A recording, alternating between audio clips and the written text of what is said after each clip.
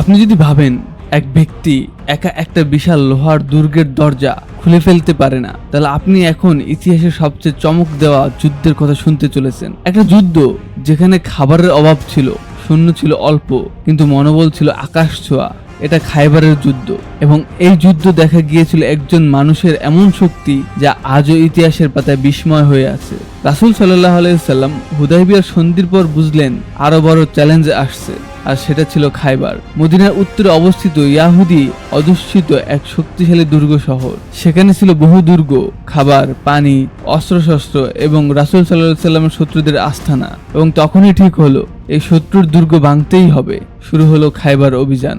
Story telling by তরিকুলের এই পর্বে খাইবারের যুদ্ধ, যখন আলী রাদিয়াল্লাহু তাআলা একা খুলে দিয়েছিলেন দুর্গের দরজা, সেই ইতিহাস সম্পর্কে জানবো।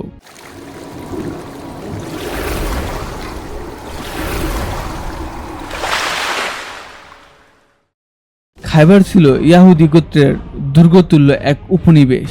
তারা চুপি চুপি গঠপান ও কুরাইশদের সাথে চুক্তি করেছিল মুসলিমদের ধ্বংস করতে। এদের ষড়যন্ত্র আর অস্ত্র মজুদের খবর পৌঁছে যায় নবীজির কাছে। তিনি বুঝলেন মদিনা ও ইসলামের নিরাপত্তার জন্য এখন খাইবারকে নিরস্ত্র করা ছাড়া উপায় নেই। তখন নবীজি ১৬০০ জন সাহাবীকে নিয়ে রওনা দিলেন খাইবারের দিকে। সবার মুখে কেবল একটাই কথা, এই যুদ্ধ হবে সহজ না, কিন্তু শেষ হতে হবে বিজয়ের মধ্য দিয়েই। মুসলিম বাহিনী ধীরে ধীরে খাইবারের সীমান্তে পৌঁছে যায়। রাতের আধারে তাবু গাড়া হয়। ভোরের আলো ফোটার আগেই তারা দুর্গ ঘিরে ফেলে, কিন্তু খাইবারের প্রতিরক্ষা ছিল দুর্ভেদ্য।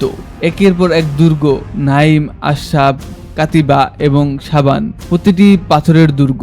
শুরু হয় এক দুর্গ করে দখলের অভিযান। প্রথম কয়েকদিন মুসলিম বাহিনী ক্লান্ত হয়ে পড়ে। নবীজি তখন বলেন, কাল এমন একজনকে পতাকা দেব যিনি আল্লাহ ও তার রাসূলকে ভালোবাসেন। আর আল্লাহ ও তার রাসূল যাকে ভালোবাসেন, সবাই ভাবছে কে হবে সেই ব্যক্তি। পরদিন সকালে সবাই বিস্মিত। নবীজি ডেকে আনলেন আলী ইবনে আবি তালিব রাদিয়াল্লাহু তাআলা আনহুকে। তার চোখে ছিল ইনফেকশন, কিন্তু নবীজি নিজের মুখের থুতু দিয়ে আলীর চোখে লাগান। অলৌকিকভাবে তিনি সুস্থ হয়ে ওঠেন। এরপর দেওয়া হয় খাইবারের পতাকা। আলী রাদিয়াল্লাহু তাআলা আনহু তার তরবারি জুলফিকার হাতে নিয়ে রওনা দেন।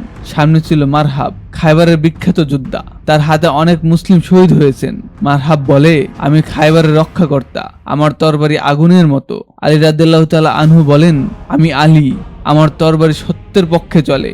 একই আঘাতে দুই টুকরো করে দেন মারহাবকে। এই যুদ্ধ ইতিহাসে জায়গা নেয় এক এক দ্বন্দ্বের সবচেয়ে বিস্ময়কর বিজয় হিসেবে। সবচেয়ে বিস্ময়কর ঘটনা ঘটে যখন মুসলিম বাহিনী প্রধান দুর্গের দরজা ভাঙতে পারেনি। দরজাটি এত ভারী ছিল যে ৮ জন মিলে নাড়াতে পারেনি। তখন আলী রাদিয়াল্লাহু তাআলা নিজেই এগিয়ে আসেন। তিনি একা পুরো দরজাটি তুলে ফেলেন, আর সেই দরজা দিয়েই মুসলিম বাহিনী ভিতরে প্রবেশ করে। এই দরজাটি নাকি পরে ৮ জন সাহাবী মিলে তুলতেও পারেননি। তখনই তাকে আসাদুল্লাহ, আল্লাহর সিংহ বলা হয়। খাইবারের বাকি দুর্গগুলো একে একে দখল হয়। ইয়াহুদি নেতার আত্মসমর্পণ করে।